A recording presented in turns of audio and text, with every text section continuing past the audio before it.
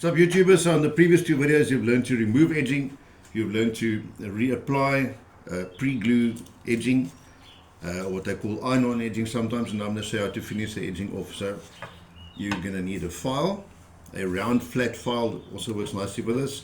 You need a piece of sandpaper and a nice sharp blade or knife, which is sometimes just nice for cutting in little corners where you might need to.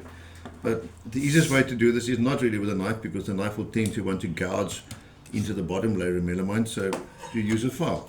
And all you do is you move the file towards the board, so this creates a cutting edge to cut on. So to go off to the edge, you need to come in, and to clean that backwards, you rub towards the board.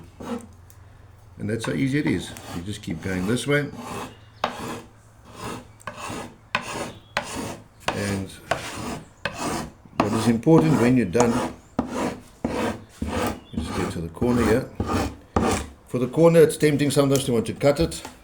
Easier just to fold it and rub it off with a file. Then you've got less of a tendency to pull it loose. This corner I can see is slightly loose. I'll come back to it and reheat it.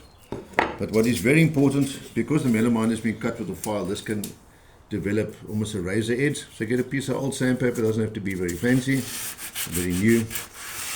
And just give it a rub once or twice, just to take that razor edge off, otherwise the melamine will cut you. So there it is, that easy.